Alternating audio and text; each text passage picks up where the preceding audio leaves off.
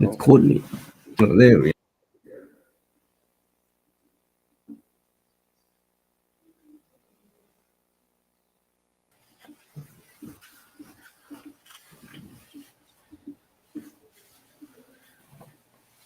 go.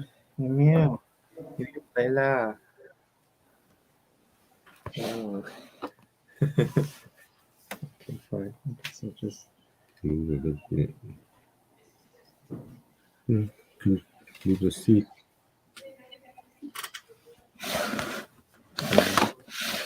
That's good enough.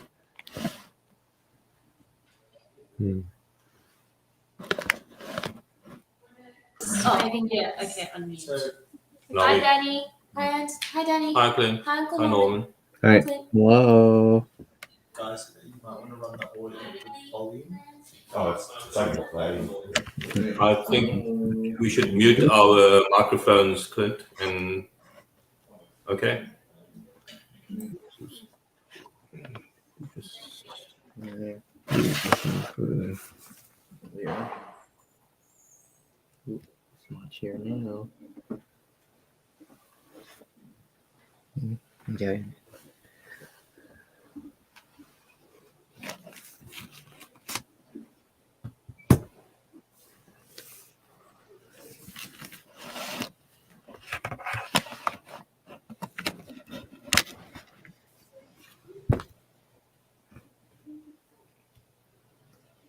Where's your sister? I don't know if she's. Does she have a computer capable of this? I'm not sure. Or do you want to like FaceTime her in? Or does she have any of that? No, she has WhatsApp. Yeah. It's cool. Yeah, give her a call, see if anything's happening on her end. It's Let's see if she's up yet. Yeah. That wouldn't be good.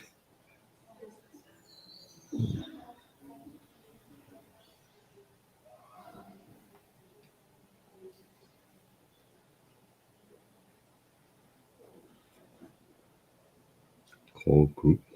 No.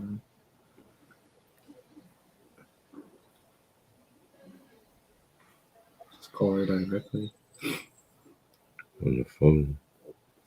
Well, you can do that, or you can call from WhatsApp. Depends. Yeah, when I use WhatsApp, it doesn't.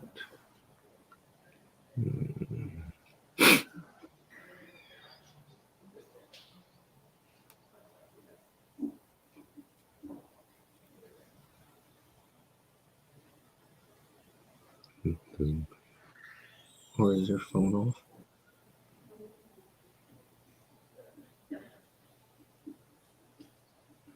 Failed. No, it's not registered WhatsApp. How do you register it? Well, it's like whatever phone she's using on WhatsApp, right? Oh, this is a home phone. Yeah, so you just call her directly. Why do you have to WhatsApp call her unless you don't have long distance or Canada wide? No, this is Canada wide. Yeah, so that should be alright.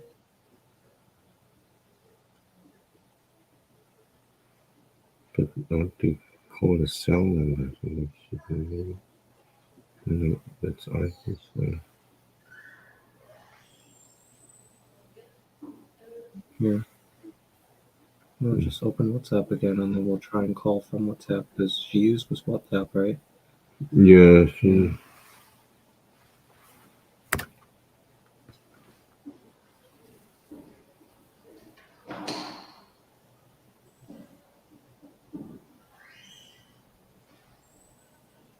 IV cell, right?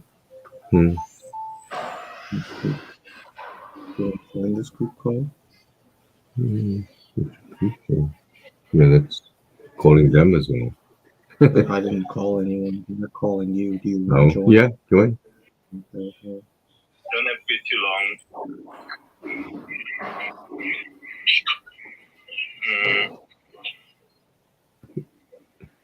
It's fine. Oh, here we are. Nice outfit, you guys. Yeah. Very nice. Wow. Well, Dan, he looks fantastic. Yeah, He Very cool. Very hip. like his jacket, yeah. Yeah. Yeah. Yeah, I think we're good. Smart as ever. Boys for boys. Yeah.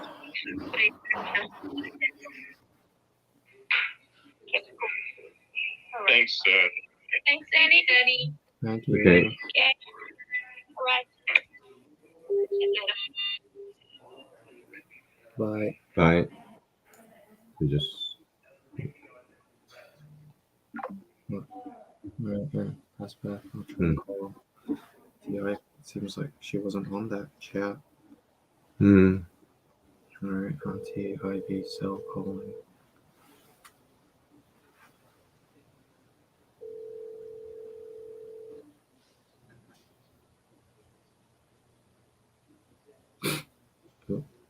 Mhm. You think she's busy? She's sleeping. Oh no. Maybe she. Hi. You up?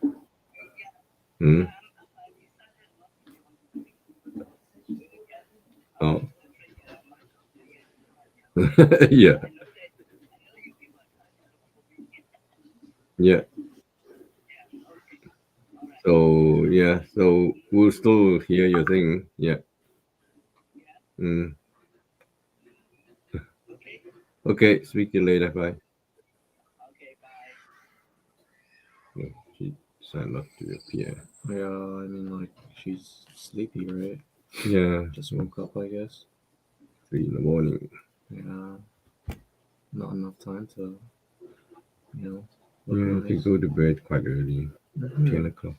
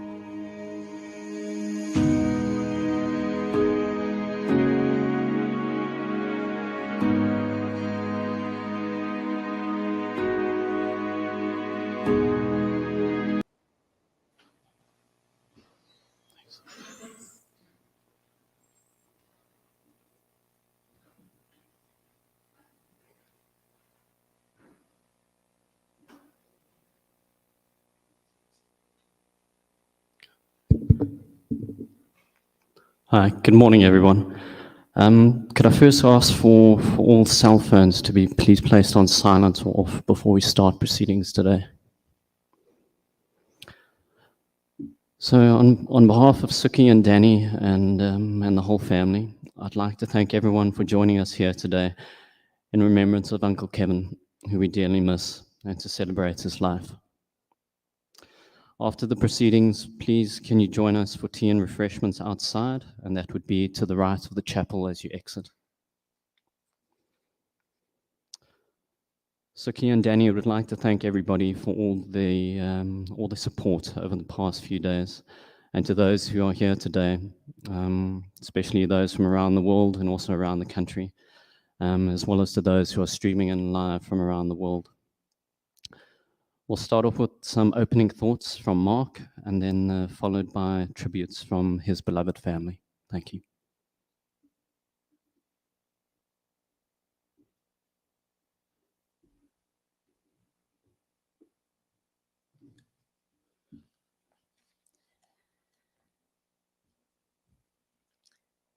Good morning, everyone.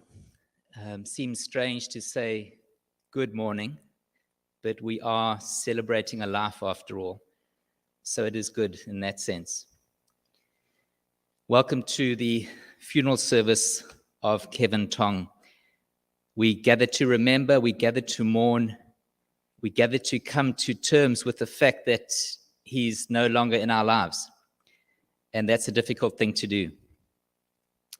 I just want to share a few words of wisdom from the Jewish tradition. For everything there is a season, a time for every matter under heaven, a time to be born and a time to die, a time to plant and a time to pluck up what is planted, a time to break down and a time to build up, a time to weep and a time to laugh, a time to mourn and a time to dance. For everything there is a season, a time for every matter under heaven. My name is Mark Wortman. This is not my day job, but it is my privilege to help facilitate this time together and just offer a few thoughts. We are situated at Marsh Memorial Chapel, and for many of you, this would be a hidden secret. You wouldn't have known about it. If you look that way, you'll see houses. It's a children's home. And children are brought here out of very difficult situations. And then it's the job of the staff to reconcile the damage that has been done and to reconcile them back to their families. And what an amazing place to have a funeral service where we are trying to reconcile our damaged emotions. We are trying to come to terms with a new reality. And so I mention that because it is a special place. And it's my hope for you that your grief journey will end in some sort of reconciled new you, where you have a new view of life and maybe are strengthened in some way. In my family, we have a bit of a tradition. Every Christmas, I'm the one who puts up the Christmas lights. And you would think after every packing away, I would have learned to do it correctly, but I don't. I just bundle up those lights and I throw them in a packet, and it's next year's problem, unfortunately. Because when I open that packet and I have to unravel those lights, it takes me hours. And I'm almost certain to get shocked at some point, which is a family joke because it does happen. But after all that time of unraveling the lights and testing them and stringing them up, we stand back and we switch them on, and it's an amazing scene.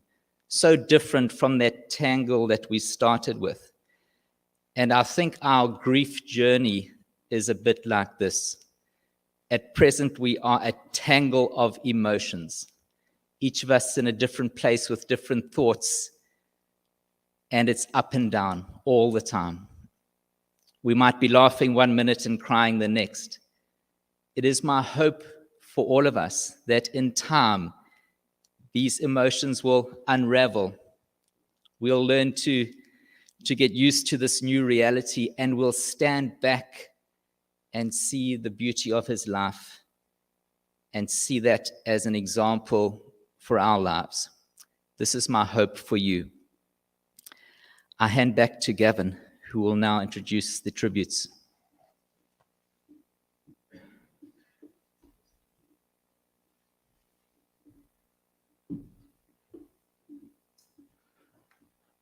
Thanks, Mark. Firstly, I'd like to ask for Auntie Suki to come up to say her tribute to Kevin.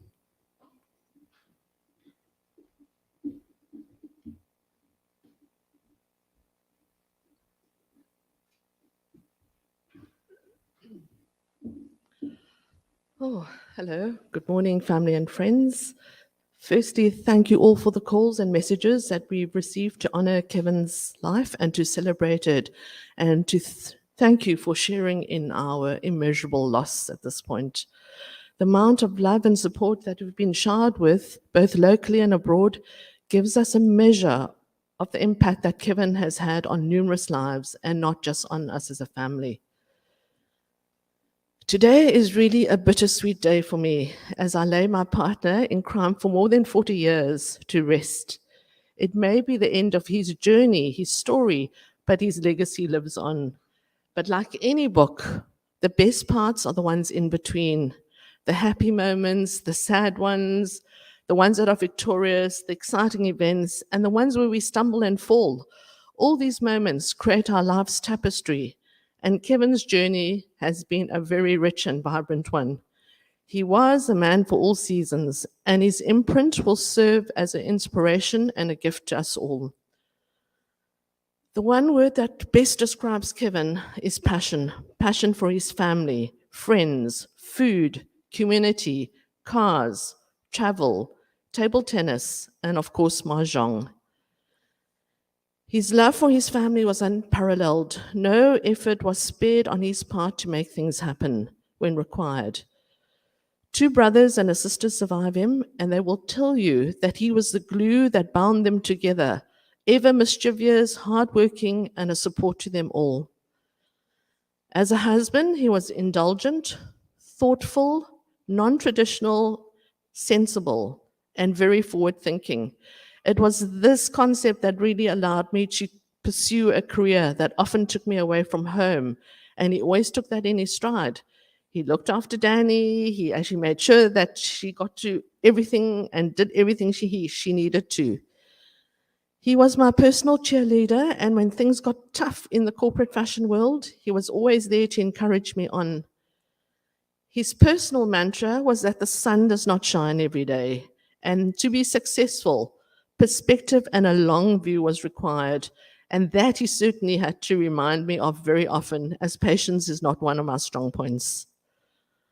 I will miss his sensibility, wisdom, and his ability to look at every situation as a glass half filled instead of half empty, and I certainly think that the days ahead for me will be challenging.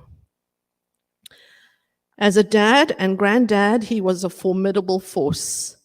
There was nothing that he would not do for Danny, Fabian, Karen, or Kate. He built a very strong bond with them, and he was their personal superhero, and they will tell their own story. Reading all the messages that have come through, the words from friends that best describe him was that Kevin was generous to a fault. Most of you here today have had the privilege in sharing in one of his legendary banquets, which in all honesty was a point of our discord. If we had 8 guests over, we could easily have fed 20, and the number of dishes and utensils used equaled the 20. We always cooked together. He would do the heavy lifting, and I would be the sideshow to do the plating, the side dishes, and the cleaning up, hence the discord. Kevin was masterful in the kitchen. He ran his own restaurant in Johannesburg for well over 10 years before we moved to Cape Town, where he subsequently built up a successful frozen foods business and remained a consultant in the industry up until recent times. I certainly have bleak days ahead. Instead of looking forward to a sumptuous home-cooked meal, I will have to contend with Woolies Foods.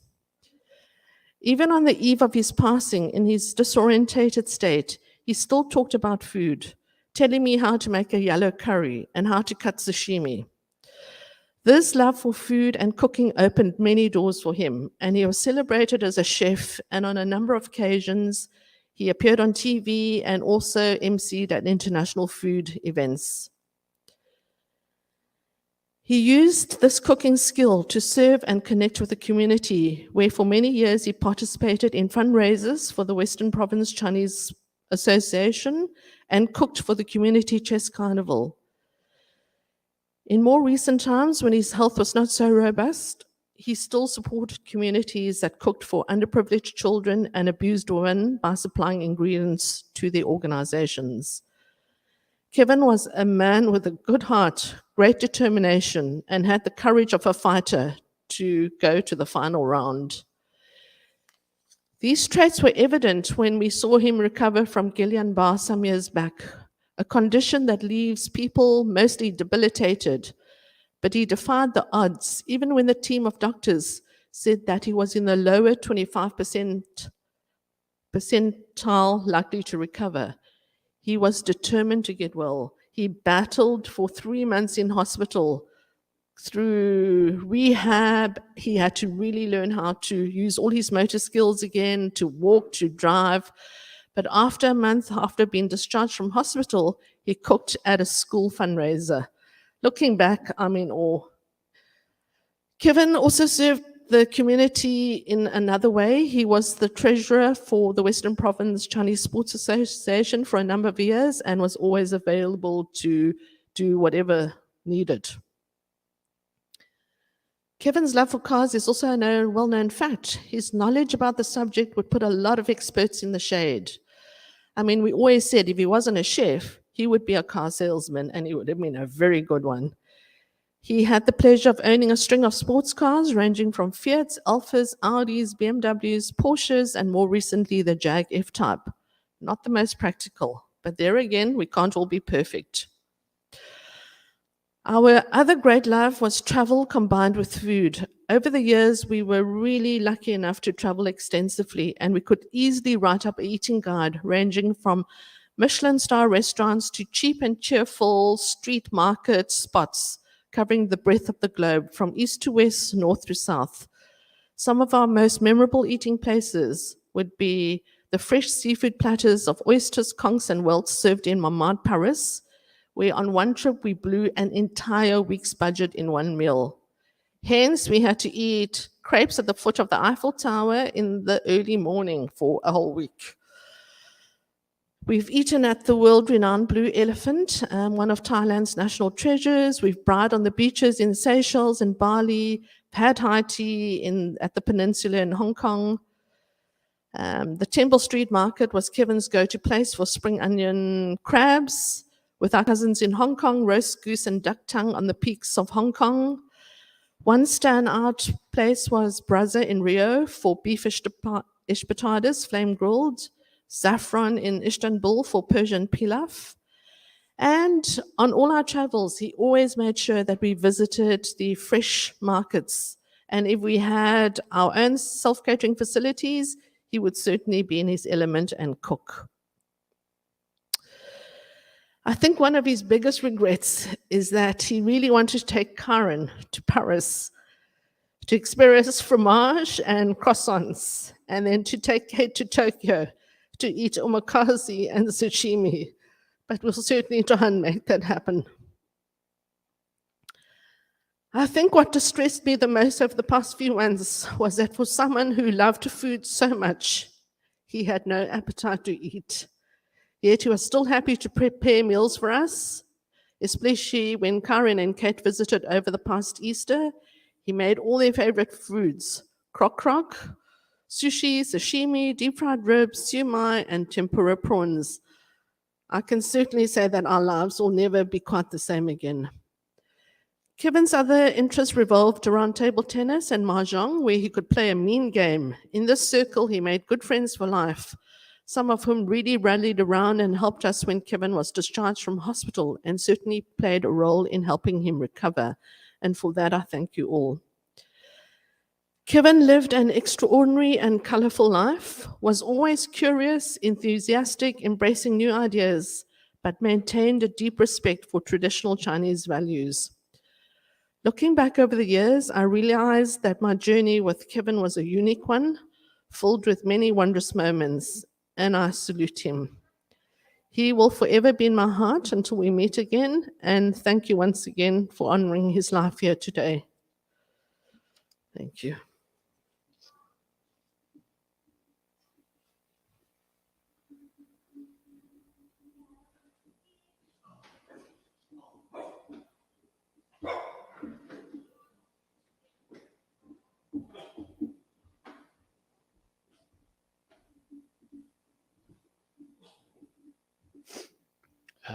Yeah, thank you, Suki.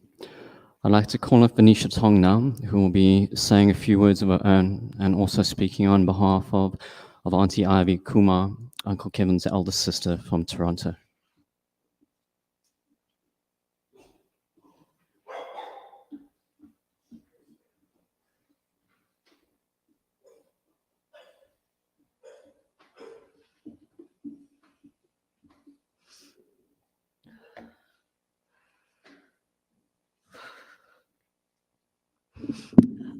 Good morning, everyone, and thank you for coming.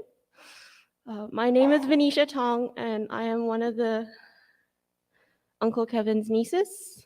I'm here on behalf of all the nieces and nephews today. I may be one of his favorite nieces, maybe. I've always known Uncle Kevin to be one of the bravest, funniest, and most caring uncles. In 2018, I had the privilege of having Uncle Kevin and Auntie Suki attend my wedding. It was the first time as an adult witnessing Uncle Kevin in action.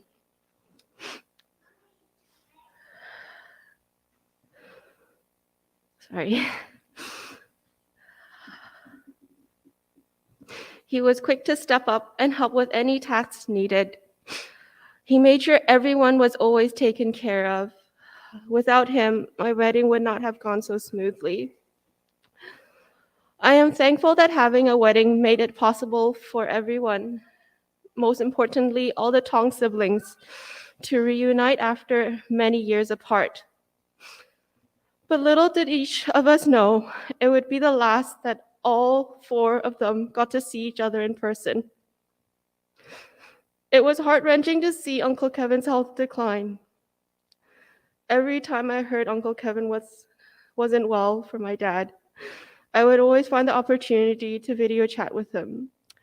He always answered his calls, no matter how much discomfort and no matter what time I called. He always answered with a smile. His strength and resilience was remarkable. He put up the greatest fight and has now been given a halo and wings. To those in heaven, please take good care of Uncle Kevin. Uncle Kevin, I hope you enjoy your long days of table tennis, walks with Tai Chi, and cruising in your sporty cars, and occasional the winning streak in Mahjong.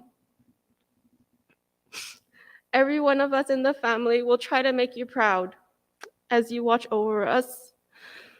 May you rest in peace. As Auntie Ivy, Uncle Kevin's eldest sister, is not able to make it in person today, I will be reading her tribute to her younger brother. It was with extreme shock to have received a late-night phone call from Suki regarding Kevin. It was totally unexpected as Ivy had a phone call chat with him just a few weeks ago, and he sounded quite well. He was working quite hard as usual and hoped that hard work and stress did not affect him. Kevin's appreciation of food started from having worked as a waiter in a restaurant and then proceeded to excel as a highly proficient cook. He not only cooked with passion, but also his food presentation was to be highly admired and appreciated. Kevin always had that unique ability to face any issues head on and accepted all physical and mental challenges. He played games and sports at a very highly skilled level by practicing extra hard with great concentration and was usually successful in winning. He enjoyed alone time by riding his bicycle during his free time after school and on weekends. He played table tennis for his school team and was the Cape Province Chinese Table Tennis League champion. He was selected to represent the Chinese Cape Province table tennis team in the annual South African Chinese Easter tournament and also played in the Cape Province Table Tennis League. He was a very tricky table tennis player and not easy to beat him as he played very hard with total concentration.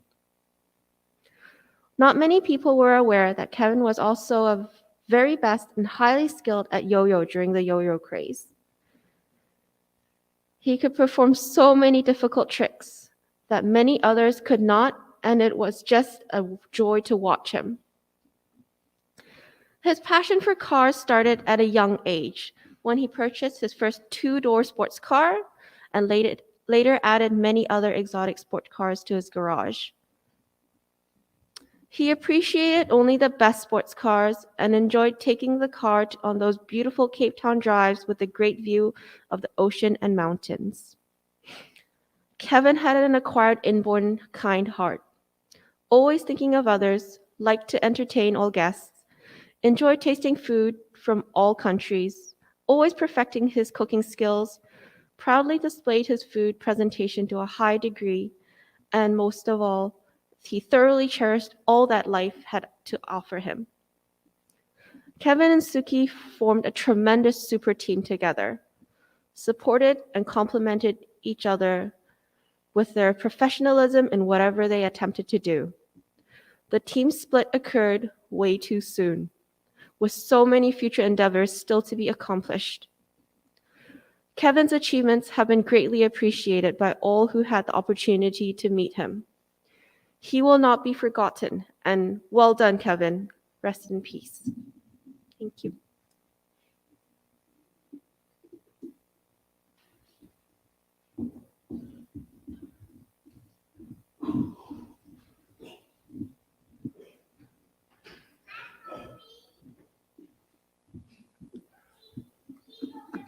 Thank you, Venetia. Next up, we'll be hearing from Uncle Norman Tong from Vancouver, Kevin's older brother. I'm just going to ask if Rob can connect us to Canada.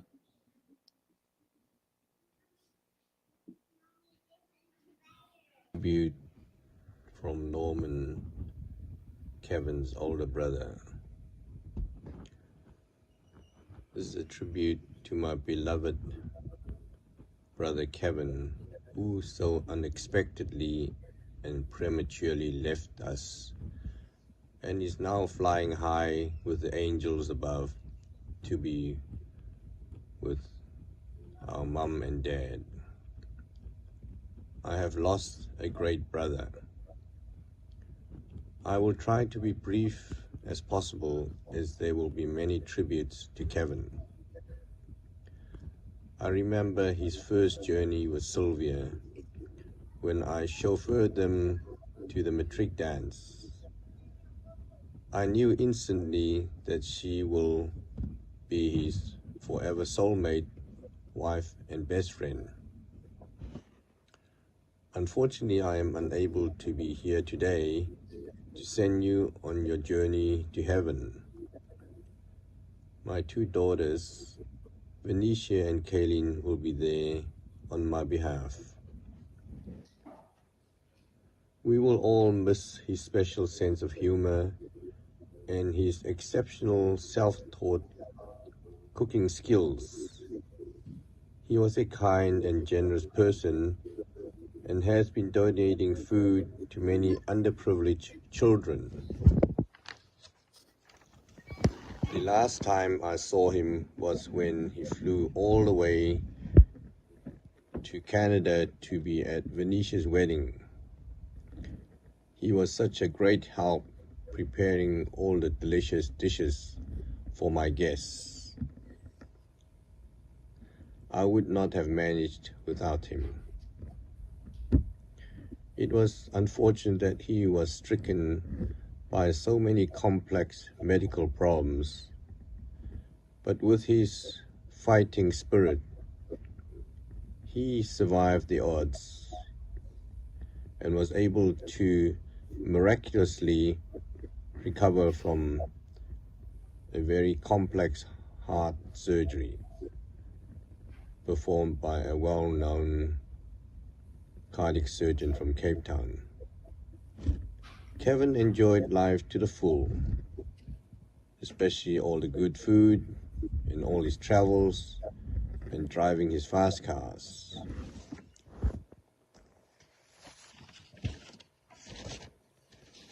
This is a special tribute to Sylvia for taking so good care of Kevin for all these years, especially the past few very difficult years when he was sick. Also, a special thanks to Danny, his daughter, who also has taken so good care of my brother Kevin. You will surely miss him, your world's best dad. Lastly, Kevin, you will be dearly missed and remembered by all your family and great friends. I hope you will rest in peace. Thank you for all coming.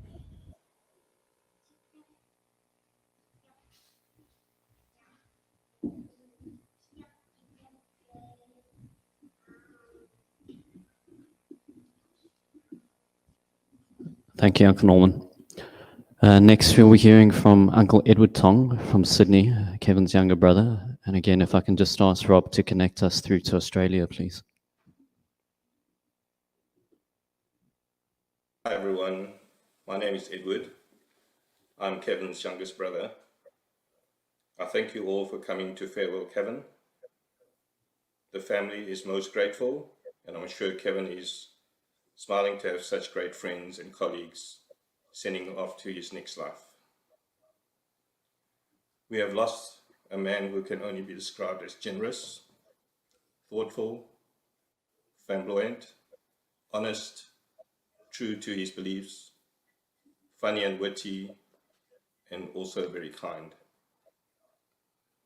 He is most well known for his passion for food and cooking. Many people have remembered and commented that he has given them a meal of their lives when they visited him in Cape Town. Often these were strangers who have never met him before. His passion for food started when we were working as waiters at Chinese restaurants. He would learn from the cooks and then practice at home to the delight of the family. He eventually opened up his own restaurant called Tong in Rocky Street, Johannesburg, Yeoville, when it was still a street with plenty of flair, fashion, and food. He will always be remembered for being a really clever and skillful table tennis player. He represented his school and played for the teams during the East tournaments for many years. My fondest and strongest memories of Kevin were during our young school days in Troyville. My mum had a small grocery store and we lived next door to the shop. Despite being a small place, we got up to mischief and had a lot of fun. Kevin was always a leader, fixing up a delivery bicycle, which we all learned how to ride. He also tried to be an engineer and build his own go-karts. Due to his unsound design and construction skills, I still have a massive scar on my ankle to remember him by. We were also extremely naughty in setting up traps in the long grass outside our shops and watched as the factory workers tripped in the traps while rushing home when the end of day and hooters sounded. By the way, no one sustained serious or long-term injuries from the prank. I also remember him introducing me to X-rated content, such as Playboy and Hustler magazines, which he borrowed from his friends. Initially, I was too young to understand the content, but as I grew older, I am forever grateful that he did a great job in enlightening me to adult content. Other memories were playing hide and seek, catch us in the street till late at night. Things that today's youngsters don't seem to take part in, unfortunately. Kevin was always a good son. He worked hard to help out with the household.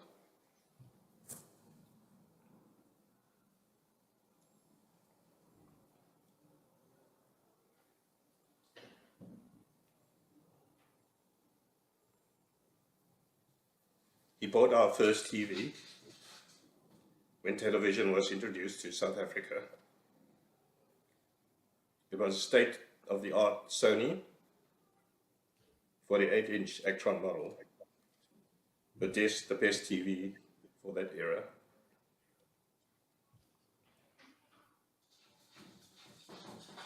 He also helped to buy our first family car, which was an Alfa Romeo 1750 Berliner.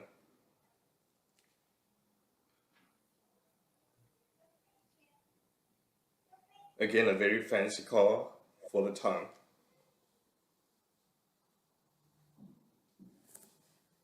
Kevin has always had a passion for cars, having had many Alfa Romeos and BMWs, and his latest baby, his Jaguar convertible.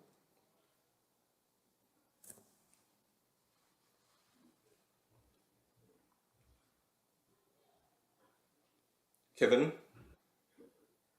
you won't need a car to get around, as you will be flying.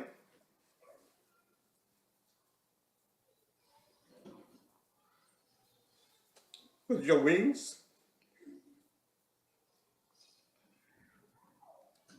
And don't even need Red Bull give you wings.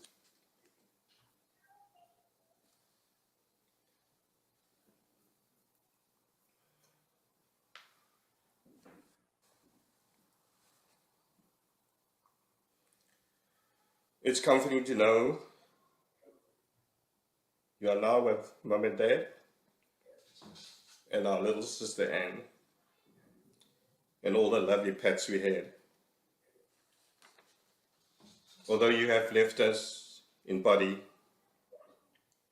your spirit and legacy will live on forever.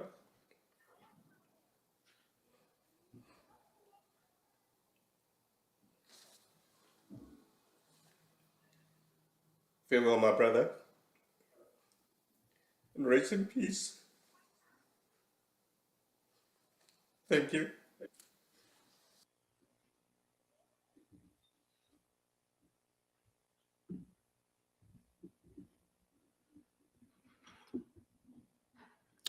Thank you, Uncle Edward. I'd like to invite up Terence Leong to say a few words.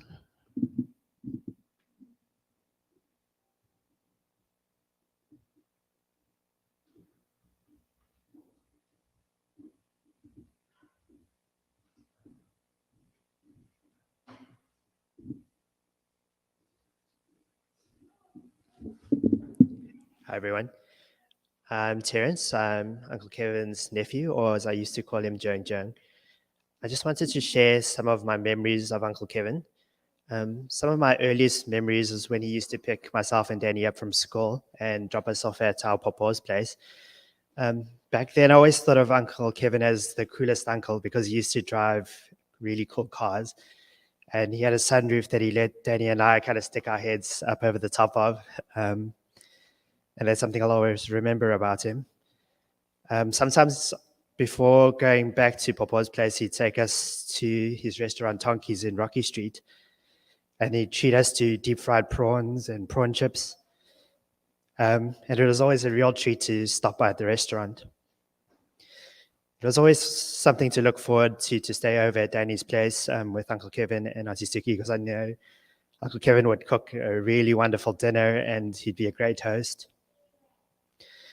Even later in life, when I used to come to visit Cape Town for work, I remember the one year when Auntie Suki was away, Uncle Kevin took me on a real kind of foodies tour.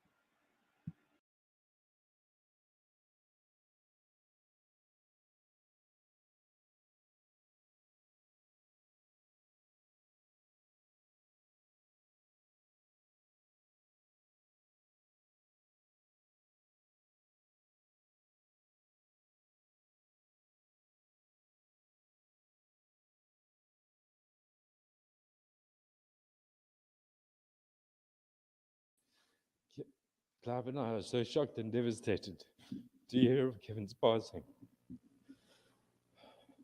We are so sorry for your loss. It was literally only weeks ago when we saw him, and he was still up to his tricks. It's an immense loss for us. Kevin was such a generous friend, always thinking of us, a big heart with solid advice, a loving family man, and always armed with his wicked sense of humor. We're going to miss Kev so much. When we came to your shop a few weeks back, he was beaming from ear to ear. He was so proud of you and what you had achieved at Lucky Bamboo. He loved you to bits. Our thoughts and love are with you and the family throughout this tough time. Much love, Tracy and Clive. From Zoe and Pat in Adelaide, we cherish memories of our childhood days swimming at Ellis Park and later spending Sunday mornings practicing table tennis together at school. When I'd worked in Cape Town, I was made to feel very welcome in your home on numerous occasions. When we visited South Africa with some of our friends from Adelaide, Kevin went out of his way to host us so well. Kevin, you are sorely missed and will always be fondly remembered. A profound loss for everyone who knew Kevin, a man who made you feel welcomed and cherished regardless of when or where. Always generous, funny, courageous, indulgent, and much loved. Rest in peace, now, cousin. And then from Teresa and Connie Yatt in Brisbane. Kev, friends for life, we are truly honored to have called you our friend. Our earlier lives together were filled with fun, love, and there was never a dull moment. Playing games together, laughing together, camping, throwing snowballs at each other.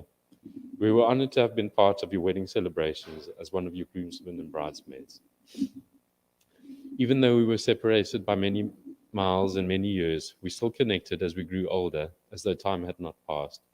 We reminisce about all our wonderful times we shared, especially our recent travels to Istanbul and Croatia with you and Suki, still playing games together, still laughing together, and seeking 1, 2, or 3 chef hut cuisines to savor.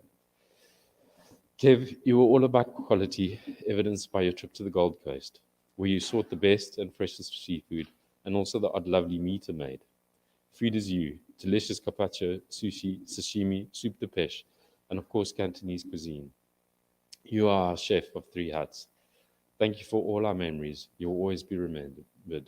From Connie and Teresa. And from us, goodies, from Kate and Karen, and from myself. We'll always miss you.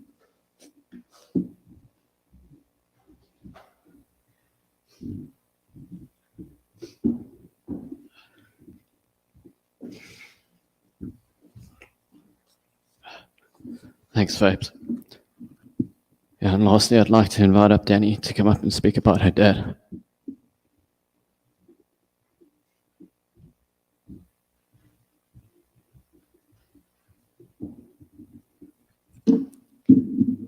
Good morning, everyone. Thank you for joining us today.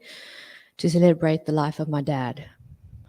Dear Dad, thank you for always being there for me. All the experiences that you and Mom have afforded me, how have you managed to travel for all my birthdays, and all the great lessons that you have instilled. You will always be my superhero who has fought to beat the odds. It saddens me immensely that you were taken so soon and so suddenly, but I'm glad that you won't be in pain anymore. I'm also grateful that I managed to speak to you before you left us. You'll always be loved and remembered by all for your mischievous monkey quirks, and the MasterChef meals will never be topped. I'm glad that we got to spend the Easter break with you, where we celebrated Fabian's birthday.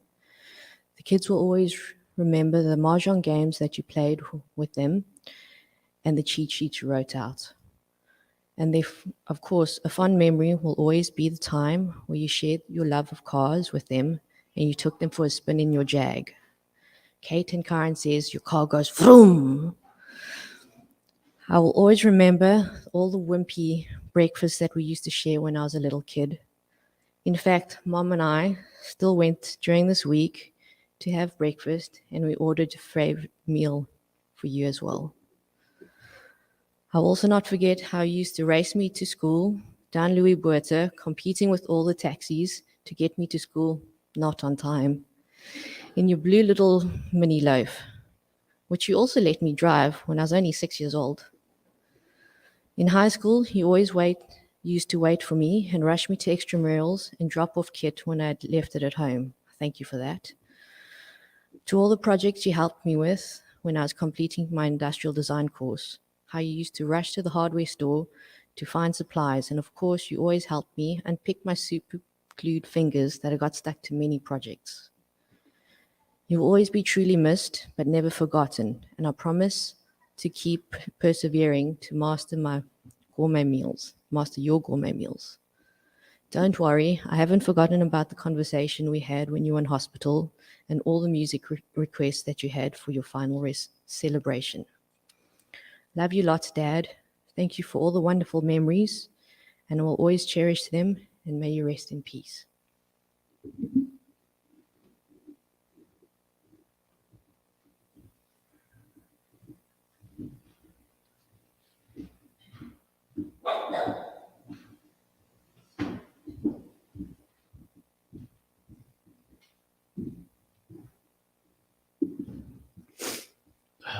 Thanks, Dan. Mark, on our close proceedings for today with a few final words and reflections. And thereafter, the pallbearers can come up and we'll follow the family outside. Yeah, Uncle Kev.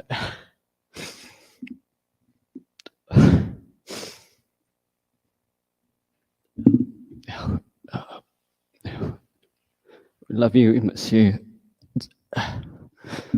Until we meet again, good rest in peace.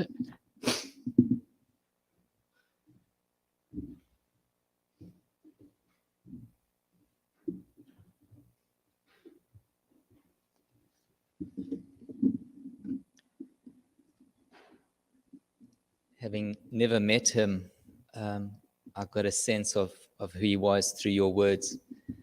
And it took great courage for those who shared. And I'm sure there are many other stories that will come out over tea. Maybe those ones that we couldn't tell before because they were embarrassing. Perhaps those can now be told. Just two thoughts as we close.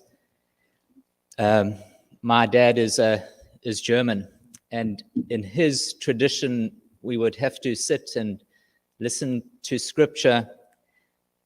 Listen, I say, but our minds would wander. It wasn't all that successful.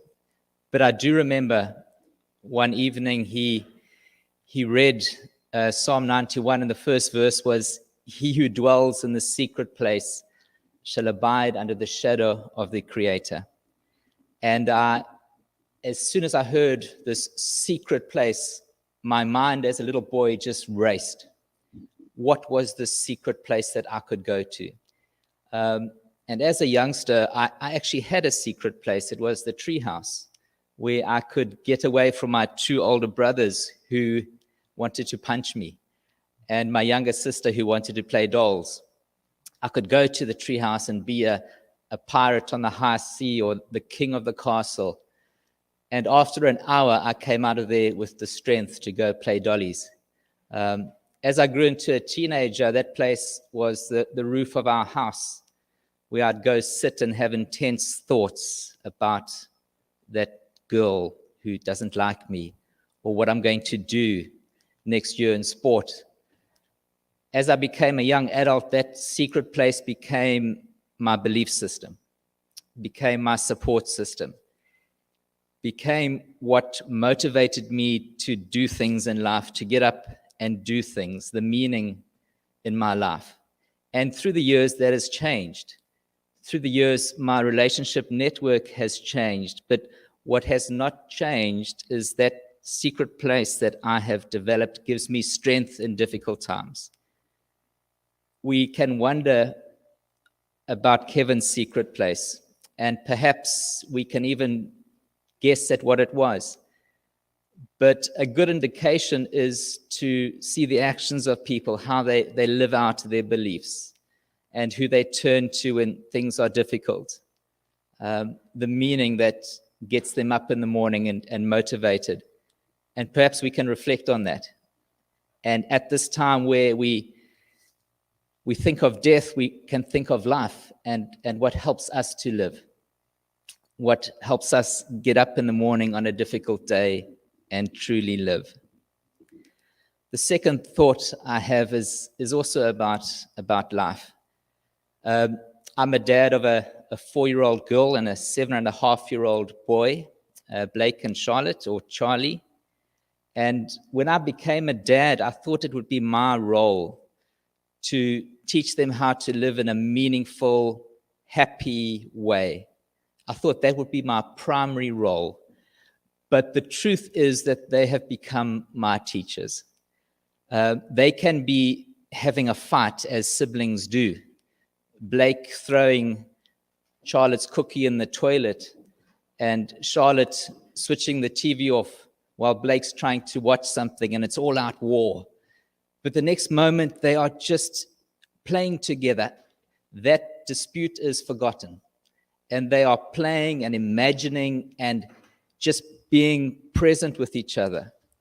It doesn't matter that tomorrow they have anxious things which they could be thinking about, like starting a new school or meeting their new teacher. It doesn't bother them. They are in the moment, they are present, and they are having a ball.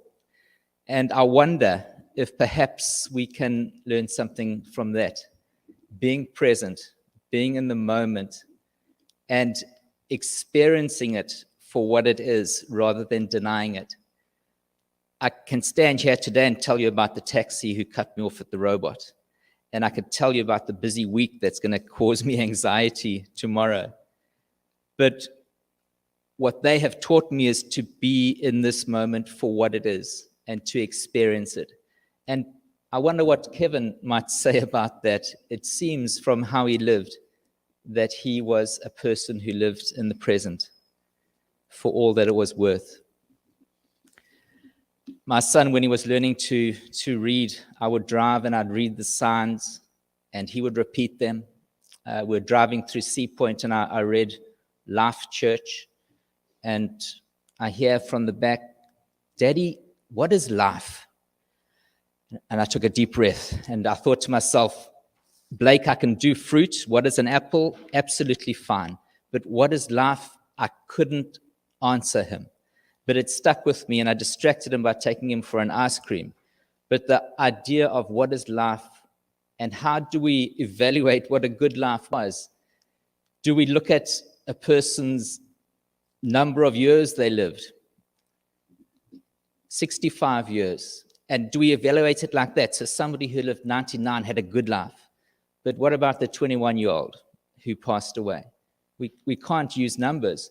Perhaps we can use achievements, but not all of us are equally talented and able. So that's probably not a good way to evaluate a good life. I want to suggest that maybe we evaluate a good life by the sadness we leave behind. the people who struggle when we are gone, that relational network we've built up who valued us. Perhaps that's how we evaluate a good life. And rather than just say goodbye to him, maybe we should be inviting him on our life journey, allowing his thoughts, his lessons, his passion to become part of our DNA as we wake up in the morning and look for meaning in our lives. A formal part of closing a service is what's called a committal. And it's just a way of formally handing him to his journey further. And I ask that we stand for this.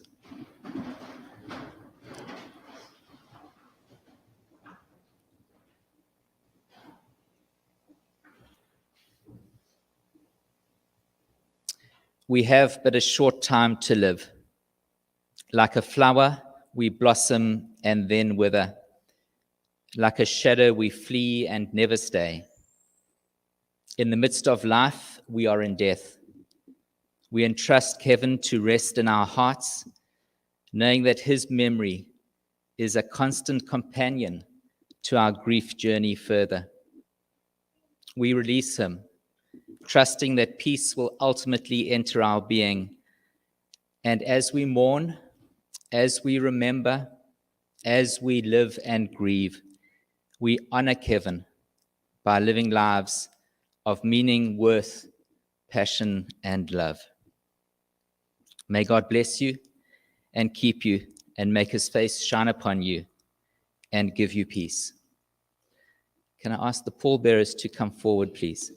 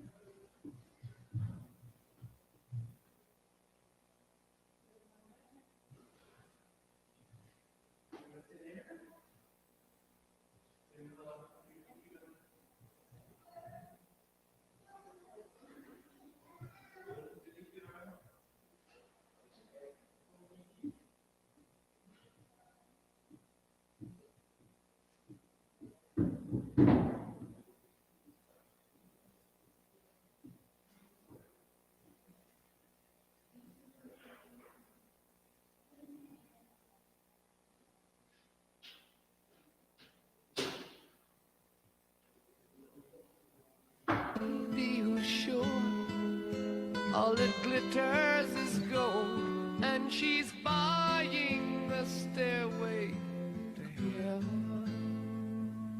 When she gets there, she knows if the stores are all closed, with a word she can get what she came for.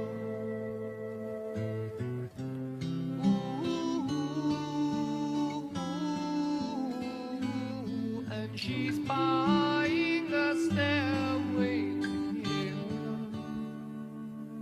There's a sign on the wall, but she wants to be sure, 'cause you know sometimes words have two meanings.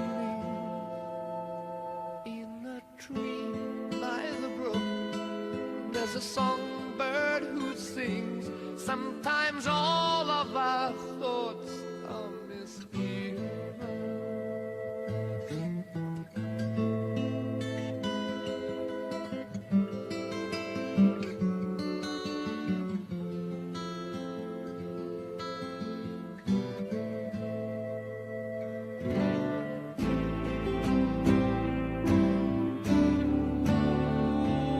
It makes me wonder.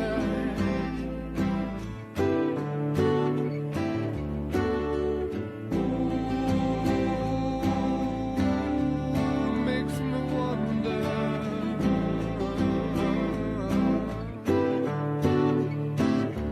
There's a feeling I get when I look to the west, and my spirit is crying for leaving.